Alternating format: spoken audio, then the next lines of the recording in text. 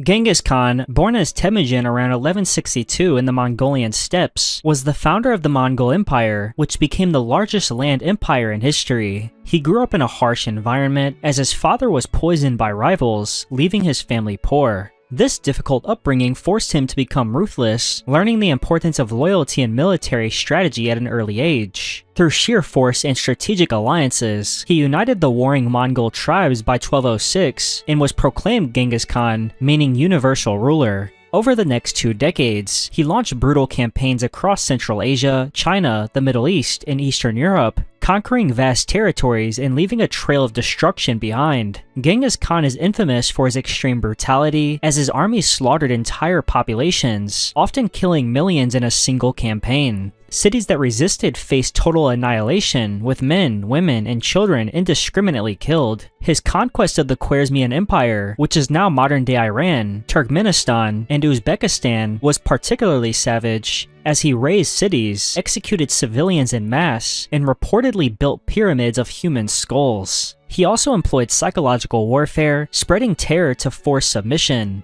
His actions were not just about conquest. He sought to annihilate any threat to his rule. His paranoia led to betrayals and executions, often wiping out entire noble families to prevent future uprisings. Despite his conquest, he was not invincible, as in 1227, he died under mysterious circumstances, possibly from injuries sustained during a fall from his horse or an illness. His death was kept a secret to prevent instability, and his burial site remains undiscovered. While he established trade routes in a vast empire, his reign left countless civilizations in ruins, and his descendants continued his ruthless expansion. His actions define him as one of history's most terrifying and destructive figures in history. Vlad the Impaler, also known as Vlad III Dracula, was a 15th century ruler of Wallachia, a region in present-day Romania. Born in 1431, he was the son of Vlad II Dracul, a member of the Order of the Dragon, which was a chivalric order dedicated to defending Christendom from the Ottoman Empire. As a child, Vlad and his younger brother Radu were taken hostage by the Ottomans, where they were exposed to both the brutal realities of war and the political intrigues of the empire. This experience shaped Vlad into a ruthless and calculating leader, determined to reclaim his homeland and assert his dominance through terror. Vlad is infamous for his extreme cruelty, specifically his favored method of execution, impalement. He used his gruesome techniques to instill fear in both his enemies and his own people, and he often had thousands of prisoners, including Ottoman soldiers and Wallachian nobles, impaled on long wooden stakes, leaving forests of corpses rotting outside of his castles. His most infamous act of terror was the mass impalement of 20,000 Ottoman soldiers outside the city of Targoviste, reportedly causing Sultan Mehmed II to retreat in horror. His cruelty extended beyond warfare, as he punished criminals, disloyal nobles, and even commoners with sadistic brutality, using mutilation, dismemberment, and other torturous executions to maintain control. Vlad was ultimately killed in battle in 1476, likely ambushed and beheaded by his enemies. His head was allegedly sent to the Ottoman Sultan as proof of his death, and his legacy remains controversial, as Romanians regard him as a national hero who defended against Ottoman expansion, while history remembers him as one of the most sadistic rulers of all time. His legend, combined with his association with the name Dracula, inspired the modern vampire myth, ensuring his terrifying reputation continues on. Leopold II of Belgium, born in 1835, was the second king of Belgium, ruling from 1865 to 1909. Raised in privilege, he was ambitious and sought to expand Belgium's influence beyond Europe. With Belgium itself being a small country with limited power, Leopold turned his attention to Africa, seeing it as an opportunity for wealth and prestige. In 1885, he established personal control over the Congo Free State under the guise of philanthropy and humanitarian efforts, claiming he wanted to civilize and Christianize the native population. However, his rule over the Congo became one of the most brutal colonial regimes in history. Leopold's exploitation of the Congo was driven by greed, specifically for rubber, which had become highly valuable due to industrial demand. He imposed a brutal forced labor system where Congolese villagers were terrorized into meeting rubber quotas. Those who failed faced horrific punishments, including amputations, whippings, and executions. Entire villages were burned, and millions of people died from overwork, starvation, and violent repression. It is estimated that his rule led to the deaths of up to 10 million Congolese people, and his administration used widespread mutilation, torture, and mass killings to maintain control, making his regime one of the most genocidal in history. Despite efforts to hide the truth, international pressure and reports from missionaries and whistleblowers exposed the atrocities. In 1908, under immense criticism, Leopold was forced to relinquish control of the Congo to the Belgian government. He died in 1909, despised by many, though he remained unapologetic, and his funeral was met with public celebration. While Belgium prospered from his wealth, the Congo was left in devastation, suffering long-term consequences that still impact the region today. Joseph Stalin, born in 1878 in Georgia, which was at the time part of the Russian Empire, was the dictator of the Soviet Union from the mid-1920s until his death in 1953. Born into poverty, he endured a harsh childhood with an abusive father. He initially trained for the priesthood but was drawn to revolutionary Marxism, joining the Bolshevik movement. After the Russian Revolution of 1917, Stalin rose through the ranks of the Communist Party, eventually consolidating power after Vladimir Lenin's death. By the late 1920s, he had established himself as the absolute ruler of the Soviet Union. Stalin's reign was marked by extreme brutality, as he launched forced collectivization of agriculture, causing mass famine, most notably the Holodomor in Ukraine, which led to millions of deaths. He initiated the Great Purge in the 1930s, executing or imprisoning millions of perceived enemies, including political rivals, military officers, and ordinary citizens. His totalitarian rule relied on mass surveillance, labor camps, and widespread fear to maintain control. Despite his cruelty, he played a key role in the Soviet victory over Germany in World War II, though his paranoia led him to purge his own military leaders before the war even began. Stalin's ruthlessness stemmed from a deep-seated paranoia and an obsessive desire for absolute control. He saw enemies everywhere and was willing to sacrifice millions to maintain his grip on power. His policies resulted in an estimated 20 million deaths, and he eventually died in 1953 from a stroke, with many believing his own advisors delayed medical treatment out of fear. His legacy is deeply controversial, as some in Russia view him as a strong leader who modernized the country, but most of everyone else remembers him as one of the most evil dictators of all time, responsible for immense suffering and repression. Benito Mussolini, born in 1883 in Predapio, Italy, was the founder of Italian fascism and the dictator of Italy from 1922 to 1943. Raised in a socialist household, he was initially a political radical, but later abandoned socialism in favor of extreme nationalism. After serving in World War I, he capitalized on Italy's post-war instability by forming the Fascist Party, promoting authoritarian rule, militarism, and expansionism. In 1922, he led the March on Rome, forcing King Victor Emmanuel III to appoint him as prime minister. By 1925, he had dismantled democracy and declared himself Il Duce, meaning the leader, ruling Italy as a totalitarian dictator. Mussolini's rule was marked by oppression, war crimes, and brutal repression. He created a police state, silencing opposition through imprisonment, torture, and assassination. His regime suppressed free speech, controlled the press, and indoctrinated citizens with fascist propaganda. Obsessed with reviving the Roman Empire, he launched aggressive military campaigns, including the brutal invasion of Ethiopia in 1935, where his forces used chemical weapons and massacred civilians. He later aligned Italy with Germany, enacting anti-Semitic laws and participating in World War II. Italian troops committed atrocities in the Balkans and North Africa, with entire villages wiped out in retaliation for resistance. Mussolini's downfall came in 1943 when Allied forces invaded Italy and he was overthrown by his own government. Rescued by German soldiers, he led a puppet state in northern Italy but lost all real power. In April 1945, as the Allies closed in, he attempted to flee but was captured by Italian partisans. He was executed and his body was publicly displayed in Milan, where it was desecrated by enraged citizens. His legacy is one of dictatorship, war, and oppression, leaving Italy in ruins and setting a precedent for fascist regimes worldwide. Francisco Franco, born in 1892 in Ferrol, Spain, was a military general who became the fascist dictator of Spain from 1939 until his death in 1975. Raised in a conservative, military-oriented family, he joined the Spanish army and quickly rose through the ranks. By the 1930s, Spain was politically unstable, divided between left-wing Republicans and right-wing nationalists. In 1936, Franco led a military coup against Spain's democratic government, igniting the brutal Spanish Civil War. After 3 years of fighting and immense bloodshed, he emerged victorious in 1939, establishing a fascist dictatorship that would last for nearly 4 decades. Franco's rule was characterized by extreme repression, mass executions, and systematic political persecution. He targeted leftists, intellectuals, and anyone suspected of opposing his regime. Tens of thousands were executed in the post-war purges, and many more were imprisoned, tortured, or sent to forced labor camps. His government also kidnapped thousands of children from Republican families, placing them in institutions to be quote-unquote re-educated under fascist ideology. Political opposition was silenced through censorship, surveillance, and brutal crackdowns, and he maintained power through fear,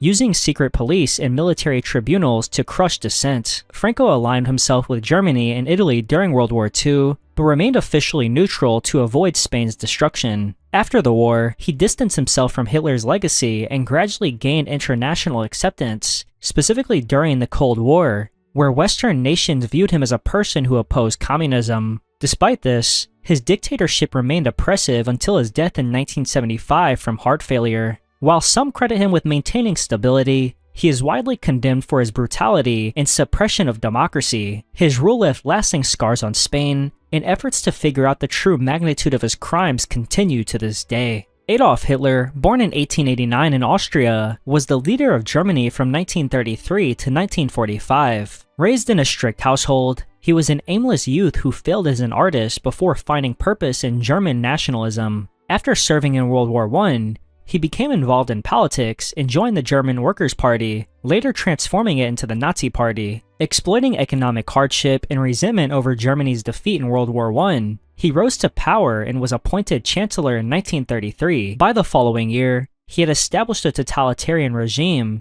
eliminating political opponents and assuming absolute control. Hitler's rule was defined by genocide, war, and totalitarian oppression, and he initiated World War II by invading Poland in 1939, leading to a global conflict that resulted in over 70 million deaths. His most infamous crime was the Holocaust, in which 6 million Jewish people and millions of others, including Slavs, Romani people, disabled individuals, and political dissidents, were systematically killed in concentration camps. His ideology, based on extreme racism and anti-Semitism, sought to create an Aryan-dominated empire, justifying mass killings and brutal warfare. Under his leadership, Germany committed widespread atrocities, including forced labor, medical experiments, and scorched earth policies. Hitler's relentless ambition and refusal to accept defeat led Germany to ruin. As Allied forces closed in on Berlin in April 1945, he took refuge in his underground bunker. On April 30th, 1945, he ended his own life alongside his wife, Eva Braun, to avoid capture. His body was burned per his instructions, and his actions left deep scars on the world, with his ideology remaining a warning of the dangers of extremism, dictatorship, and hatred. Mao Zedong, born in 1893 in Hunan, China, was the founding leader of the People's Republic of China and ruled as chairman of the Chinese Communist Party from 1949 until his death in 1976. Raised in a peasant family, he initially pursued education but became radicalized by Marxist ideology. He played a key role in the Chinese Communist Revolution, leading his forces in a prolonged civil war against the nationalist government. After victory in 1949, he transformed China into a one-party communist state, implementing policies that dramatically reshaped the nation, but also caused immense suffering. Mao's rule was marked by mass purges, forced collectivization, and ideological campaigns that led to the deaths of tens of millions. His Great Leap Forward between 1958 to 1962, an economic plan aimed at rapidly industrializing China, resulted in one of the deadliest famines in history, killing an estimated 30 to 45 million people due to mismanagement, starvation, and executions. His paranoia and desire for absolute ideological control led to the Cultural Revolution between 1966 to 1976, which was a violent purge of perceived enemies, during which millions were persecuted, tortured, or killed. Intellectuals, political opponents, and ordinary citizens suffered in mass purges, and China was thrown into chaos. Mao's brutal policies stemmed from an obsession with power, ideological purity, and a willingness to sacrifice countless lives for his vision. He died in 1976 from complications related to Parkinson's disease and heart issues, leaving China in turmoil. While he modernized China and solidified communist rule, He is also remembered as one of history's most ruthless leaders. His policies caused immense suffering, and his totalitarian rule left scars that continue to shape China's political landscape today. Kim Il-sung, born in 1912 in Japanese-occupied Korea, was the founding dictator of North Korea, ruling from 1948 until his death in 1994. Raised in a nationalist family that opposed Japanese rule, he became involved in communist guerrilla activities in Manchuria. After World War II, the Korean peninsula was divided, with the Soviet Union backing Kim in the north and the United States supporting a separate government in the south. In 1948, he established the Democratic People's Republic of Korea, consolidating power as the country's supreme leader. In 1950, Kim launched the Korean War by invading South Korea, seeking to unify the peninsula under his rule. The war resulted in millions of deaths and devastated both Koreas before ending in a stalemate in 1953. After the war, he transformed North Korea into a totalitarian state, enforcing strict ideological control through propaganda, mass surveillance, and violent purges. He established the oppressive Juche ideology, which promoted self-reliance but led to economic stagnation and famine. His brutal regime included forced labor camps, public executions, and the persecution of anyone suspected of disloyalty, including entire families. Kim's obsession with power and control led him to create a dictatorship, paving the way for his son and grandson to continue his brutal legacy. His government maintained absolute control through a cult of personality, portraying him as a godlike figure. He died in 1994 from a heart attack, leaving behind an impoverished, isolated nation suffering from widespread repression and famine. The dictatorship he built continues to oppress its people, using terror and propaganda to maintain power, making his influence one of the most destructive in modern history. Idi Amin, born around 1925 in Uganda, was a brutal dictator who ruled the country from 1971 to 1979. Raised in poverty, he received little formal education before joining the British colonial army, where he gained a reputation for cruelty and ruthlessness. Rising through the ranks, he became Uganda's army chief, and in 1971, he seized power in a military coup, overthrowing President Milton Obote. Initially welcomed as a change from Obote's corrupt rule, Amin soon revealed himself as one of Africa's most violent and oppressive leaders. His rule was marked by mass killings, ethnic persecution, and economic collapse. He expelled Uganda's Asian population in 1972, seizing their businesses and properties, which devastated the economy. Amin launched brutal purges against political opponents, intellectuals, and ethnic groups he deemed a threat, resulting in an estimated 300,000 to 500,000 deaths. Bodies were dumped in rivers, and torture was widespread. His paranoia led him to execute even close allies, military officers, and government officials. He declared himself president for life and ruled with absolute power, indulging in a lavish lifestyle while his people suffered. Amin's reign of terror was fueled by his erratic, violent nature and obsession with power. He admired brutal dictators and saw violence as a means to maintain control. His downfall came in 1979 when Ugandan exiles, supported by Tanzania, invaded and overthrew him. He fled to Libya and later Saudi Arabia, where he lived in exile until his death in 2003 from kidney failure. Though his rule ended decades ago, the scars of his brutality still affects Uganda, serving as a grim reminder of the dangers of unchecked power and tyranny. Pol Pot, born Saloth Sar in 1925 in Cambodia, was the leader of the Khmer Rouge and the dictator of Cambodia from 1975 to 1979. Raised in a relatively well-off family, he was educated in France, where he was introduced to communist ideology. After returning to Cambodia, he became involved in the communist movement and eventually led the Khmer Rouge to victory in the Cambodian Civil War. In 1975, his forces seized power and established democratic Kampuchea, beginning one of the most brutal regimes in history. Pol Pot sought to create an agricultural communist utopia by forcibly evacuating cities and sending millions of people to labor camps. Intellectuals, professionals, and even those who simply wore glasses were executed as enemies of the revolution. His policies caused mass starvation, overwork, and widespread executions, leading to the deaths of an estimated 1.5 to 2 million people, which was about a quarter of Cambodia's population. The infamous killing fields became sites of mass executions, where victims were brutally killed and buried in mass graves. His regime used extreme paranoia to justify purges, with even high-ranking officers being tortured and executed.